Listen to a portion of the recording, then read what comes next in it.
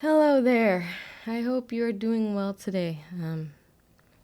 Especially better than me. I've had to re-record this like so many times, like too many times. Well, today I have quite the gem. Just right off the bat, I usually try to save this, but I love this movie so much. It's 1974's Horror High, and it's definitely a so bad it's good movie. If I had to describe this movie, I would say that it seems as if this movie was written by an AI after taking copious amounts of LSD and listening to Strawberry Alarm Clock. The movie also goes by an alternate title, Twisted Brain. And I don't really have too much to say about it aside from that. However, before jumping right in, I would like to clarify that this movie is in no way related to 1987's Return to Horror High. I realized that many people made this error when I was researching this movie. But Return to Horror High is just an 80s meta slasher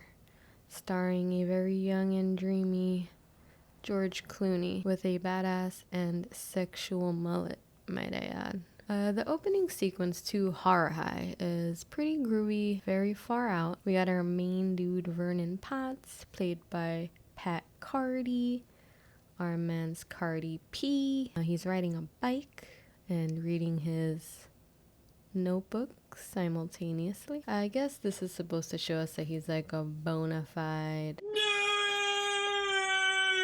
But do people really do this? I mean, especially nerds. I feel like they're smart enough to like not do something so stupid. I did Google it and found some stock images of people doing this, particularly these two elderly folk. Now, I advise anyone, especially the elderly, to not partake in such dangerous activities.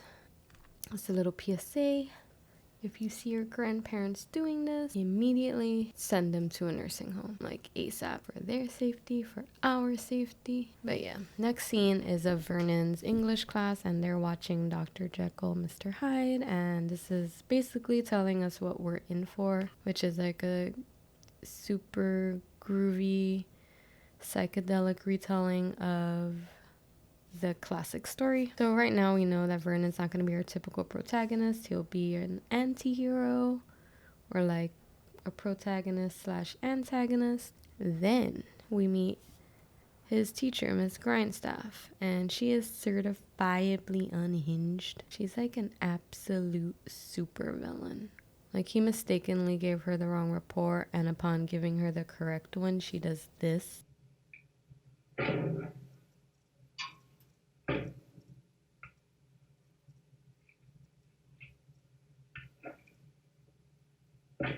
It's crazy to think how ineffective this would be nowadays. You'd be like, oh, word, you're gonna do me like that? And then head to the, like, computer lab and print out, like, 30 more copies. But poor Vernon, like, definitely did this on some, like, shitty typewriter. Now, beyond just trying to comprehend how this person got hired, anyone can guess what's going to eventually happen with this bitch. So Vernon heads to the chemistry lab to check on his guinea pig, Mr. Mumps, who he's been feeding some type of formula that's supposed to physically change him. And then he sees this cat just chilling on top of the cage, and he panics and just like kind of attacks it with a broom. The cat ain't even doing anything. I don't know about you, but to me, it looks like Vernon's more of a threat to Mr. Mumps right here. However, the cat belongs to creepy janitor Mr. Griggs, who looks like a registered sex offender and who they possibly modeled Trevor from GTA off of. Okay, even if he isn't a sex offender, like, look at this dude. Why would you hire him to be around minors? But I guess the hiring process in this school is very lax. Not a school I'd send my imaginary kids to. So as he's having a little conversation with Mr. Mumps, this little honey Robin comes through to check on Vernon, since she like witnessed Miss Grindstaff's like psychotic behavior, and there's like immediate sexual tension between them. At least that's what they wrote into the script. These two obviously want each other really badly. However, there's a little issue Robin is tied down to the asshole jock, and his name is Roger. Obviously, this is super generic, formulaic stuff, and it's also considered the jerk jock trope. So Roger comes through like an absolute Neanderthal in a very flamboyant shirt and like really extremely aggressively pulls Robin out of the lab.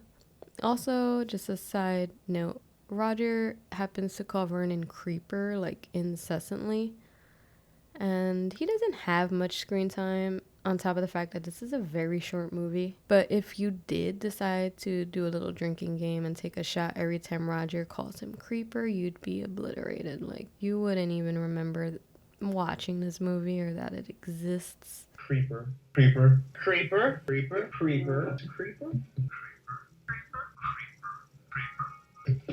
Then Vernon decides to pay a visit to his gym teacher and walks in on this aggressively straight scene. It seems very forced and like performative masculinity. Like a dude is tossing a football and then the other dudes are they're doing like an arm wrestling thing. It's like, who really does this? They kind of just seem like aliens trying to pose as like dudes. Well, Vernon's PE teacher is actually played by John Nyland, now former offensive guard for the Dallas Cowboys and Philadelphia Eagles. And essentially he's trying to ask his coach if he can get out of gym so he could focus on his project with Mr. Mumps. But coach ain't having it. So he like heads to the locker room, or at least I think is the locker room. It kind of seems like custodian's closet. Anywho, he encounters, Well, look who's here. You guessed it, Roger, and his garish shirt, of course. Also, what's up with this camera angle? Like, is Mr. Mumps the cinematographer here?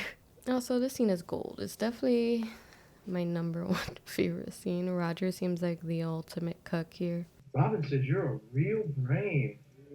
In fact, I'm getting a little tired of hearing her talk about you. Lately, that's all I hear. Vernon's so smart. Vernon's so intelligent. Vernon can do this. Vernon can do that. I'm sick of it, you creep. Oh, and she's like, Vernon, he can read and he can count to 10. And all Robin says is like, oh, Vernon, he got such a big dick. I can tell by the outline in his polyester bell bottoms. It's like, why would you say this in front of your friends? Like, you're just making Vernon like look good.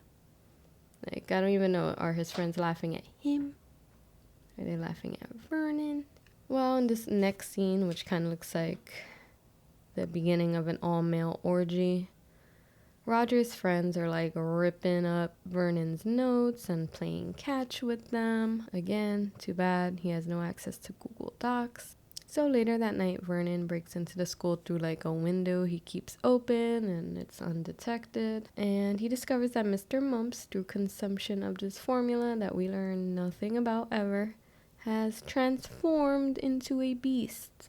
Well, I wouldn't say transformed. They kind of just left him looking like a guinea pig. But he killed Griggs's cat and apparently was strong enough to break through his metal cage. Somehow he's just chilling in his cage though, caked in blood. So Mr. Griggs is looking for his cat, and we know he's close because his funky drum break starts up. And he's like legitimately flashing a light throughout the room and doesn't see this bloody massacre. Anyway, he leaves and Vernon attempts to dispose of the cat but is caught by Griggs. So Griggs assaults our man Vernon and he makes him drink the Mr. Mumps formula. And I'm just gonna make 2 points here. One, this obviously deviates from the original story because Vernon is forced to drink this formula that he doesn't want to drink. And 2, Griggs is just essentially taking a chance by forcing this minor to drink some chemicals, which could just like kill him immediately. So Griggs then kills Mr. Mumps with a pestle, despite Mr. Mumps apparently being this murderous strong beast. He kind of just stays there and takes it. When I first saw the movie, I was expecting Vernon to use a Mr. Mumps to do his bidding, which would have been like a little bit of a refreshing take on the story, but I guess it doesn't make sense. Griggs then tells Vernon he's taking him down to the police station, which I'm going to point out he is covered in guinea pig blood, and he forced the child to drink chemicals, so he doesn't have much of a case. But as he's threatening him, Vernon transforms and a fight ensues, and he dumps Griggs into this vat of chemical waste disposal. Vernon returns to school very early to clean up the mess and to get rid of any evidence. And just as he's finishing up, his teacher, Mr. Henshaw, arrives, and he kind of spins him like a web of bullshit.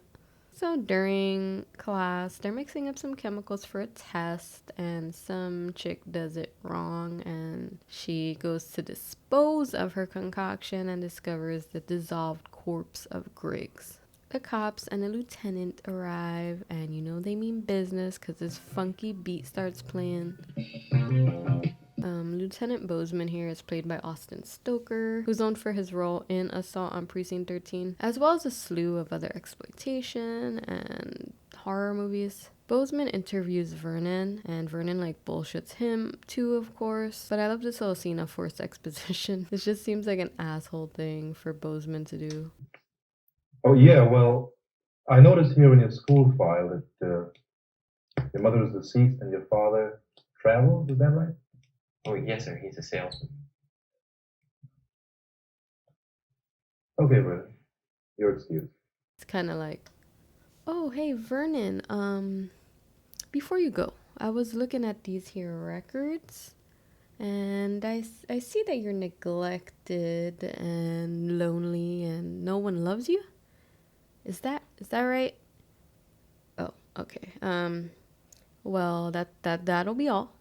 You could get the fuck out of here now. I know this was a way to kind of just give us some backstory, maybe empathize more with Vernon. But this doesn't play any role in the movie. At least show us and make it more important, or just don't mention it, because to be honest, I completely forgot about it almost immediately. So the next day the school is open, and Vernon has an English test in which he flunks, and Miss Grindstaff is all like, yo, you failing, you gotta come to literature club on Wednesday nights for the rest of the semester in order to graduate. And it happens that night is Wednesday night, so I guess you can already guess what's gonna happen. So Vernon skips out on the club, but he's in the lab mixing himself a little drinky drink, and he murks Miss Grindstaff after club lets out. There's some more cool music that plays. There's a really cool score, you know.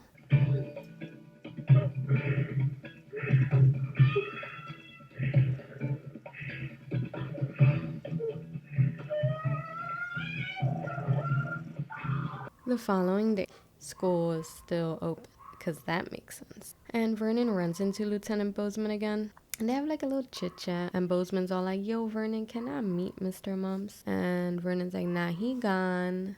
He's been missing since the day Griggs got dead. Bozeman is like, blah blah blah, well, I think you'd like to know that we also found guinea pig bones in the vat with everyone else. I feel like this dude's he comes off like an asshole, or he's doing it on purpose, but he's honestly super clueless, which you'll see soon. Vernon has a little episode because the chemicals are starting to fuck with him, and then Robin comes through, mad thirst of course, and she asks about Mr. Mumps, and he's like, nah, he dead.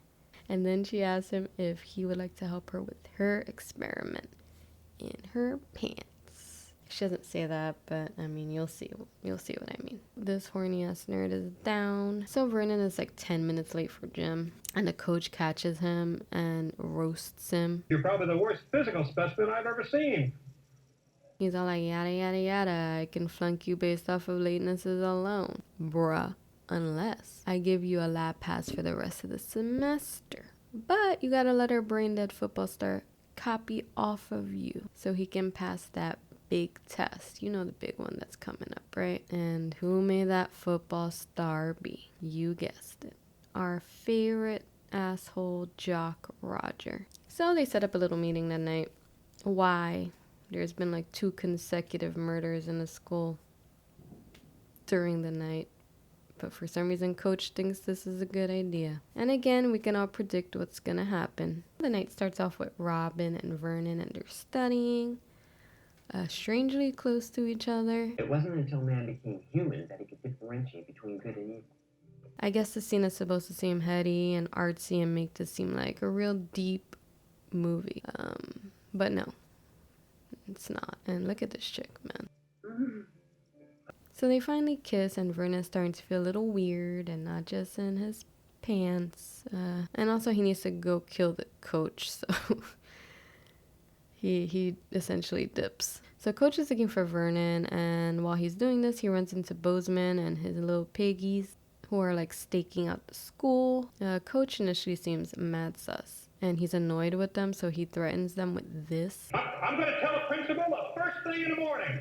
What are you gonna tell on the lieutenant and the cops to the principal? What is he gonna do? He's gonna give them detention? He's gonna suspend them? He's gonna take away prom? What?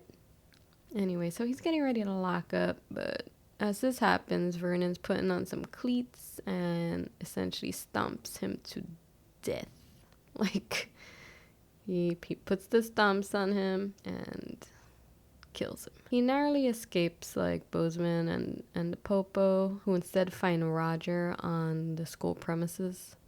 I found the next scene to be pretty odd and funny. Vernon's like riding his bike to school, and Bozeman and the cops pull up beside him. And again, I'm reiterating, school is open.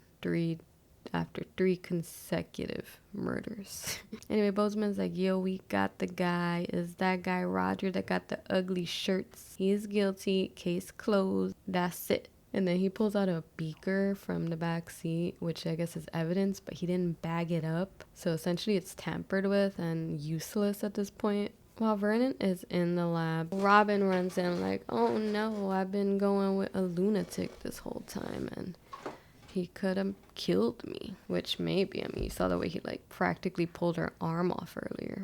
And Vernon's all like, yo, baby girl, calm down.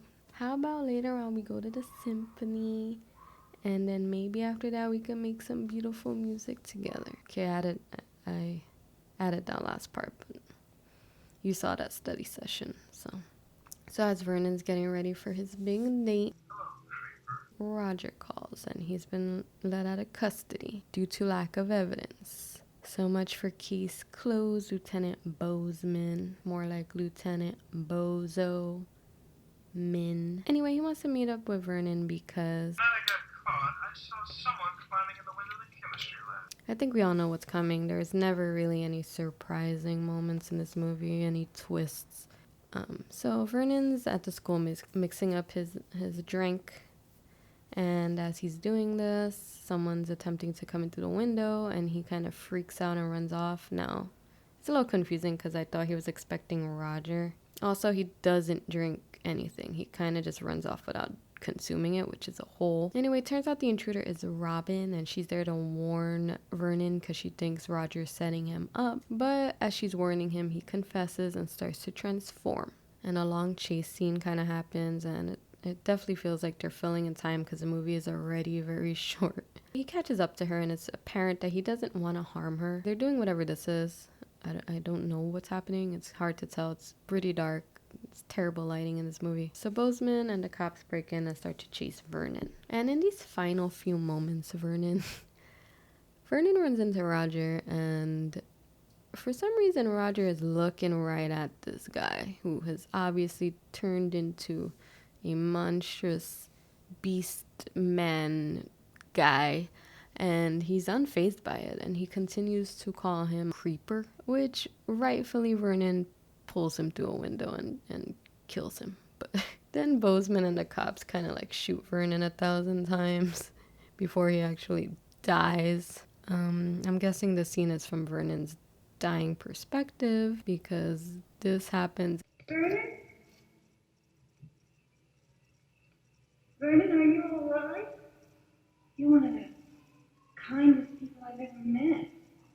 I guess that's why I think so much of you. You're very human. Gee, I'm really sorry, Vernon. And then the credits roll, and that's the end. But now I think we should get into the art. I dig the OG art here.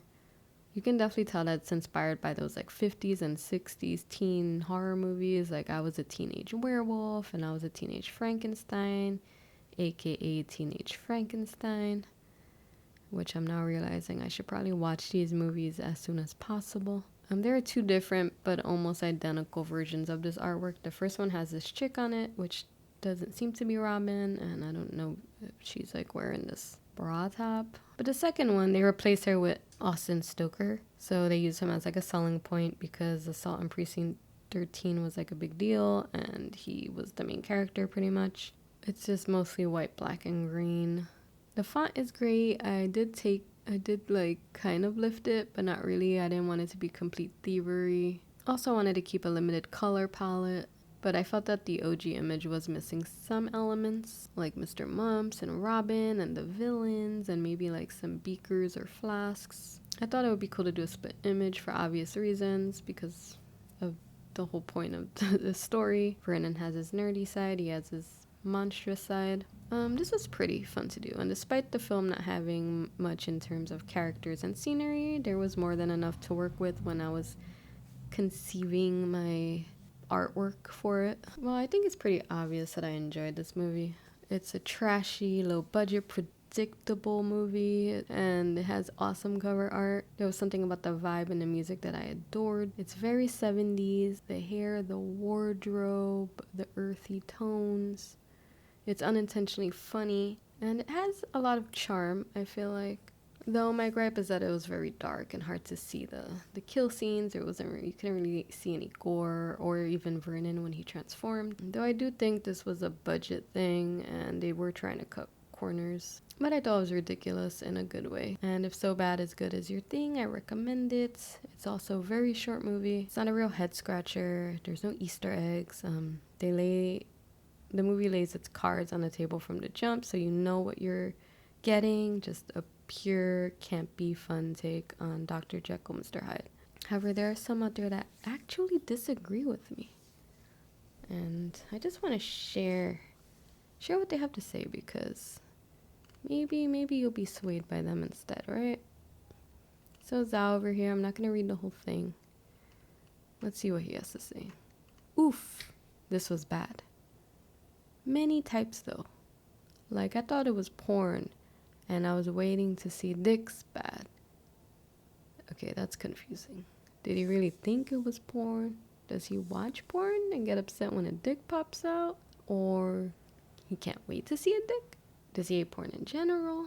I'm trying to wrap my head around this, like, what is it, like analogy? I don't understand. I don't understand it, to be honest. Maybe someone could describe it or, tell me what the fuck that means. This is so bad it's funny bad. Please make this end for the love of God bad. Oh shit, this is 80 something minutes and I couldn't focus on this film until the end bad. Oddly enough, not even the worst thing I've seen from Crown International. That honor goes to Blood Mania. I'm gonna take some notes on Blood Mania. Might be a future thing to look into. Okay, what about this? This is terrible. Santifats. Santifats. I think I'm saying that right. I cannot believe the average rating is over 5. However, everyone is entitled to their opinion. The acting is terrible, the plot is terrible, the filming is terrible. Need I go on? I couldn't even finish this garbage. I quit after Miss Grindstaff, what a name, got off. There's nothing that is redeeming about this film, in my opinion. I feel like if you stopped watching it that early, you can't really say anything about the redeeming quality, though. You barely watched the movie. Kill everyone who dissed you or did even worse to you, I can understand, but for goodness sakes, do it in a watchable manner. The cat that started it all was just lying on top of the guinea pig's cage, and there was no real reason to hit it with a broom. The pig was in a wire cage. The cat was not attempting to get into the cage, and the janitor is an idiotic character who gives inbred hillbillies a bad name. Wow, what a way to stand up for the inbred hillbillies. I gotta say, it's a brave one over here. I mean, it's true, inbred hillbillies get a bad rap, and Mr. Griggs is not making it better. He's fucking it up for them. Let them keep inbreeding in peace, you guys. They're not hurting anyone, except for their children and bloodline. Anyway, this next person, like me, enjoyed the movie. Probably enjoyed it more than I did since I got 10 out of 10 stars, but yeah. An intriguing exploration of the dark side of the human psyche. Twisted Brain is a low-budget film with a lot to say about the human condition. A young latter-day Dr. Jekyll, Vernon Potts, is brilliantly portrayed by Pat Carty, pushed to the breaking point. Potts lashes out against everyday injustices, prejudices, and petty torments. The screenplay is witty, sophisticated, and disturbing. This is a film you will not soon forget. Director Stouffer, I guess like lasagna, right? Director Stouffer gets a big thumbs up here. The paper cutter scene is delicious. Also like lasagna. Okay, I feel like, I don't even know, man. I don't think this movie is that deep. Like, injustices, prejudices, like, where? They reviewed this movie like they were watching, like, There Will Be Blood or, like, Parasite even. Like, bruh, calm down, relax, glump. I think you're doing too much right now. Anyway, my last one isn't a review. It's rather a comment left below the movie, which was uploaded onto a particular video hosting site. This gives me glump vibes, though. It's very glumpy, if you ask me. This Tim Cat. I had good school teachers. They encouraged me to finish school. And of course I did and became a nurse. God bless our good school teachers. Okay, like, wow, Tim, this is your takeaway from this movie? Like, this barely had anything to do with actual, like, education. Imagine how he felt when he watched, like, Dangerous Minds or, like, Dead Poets Society. Probably had, like, a whole ass emotional meltdown. Anyway, that's it for this one. I enjoyed it a lot.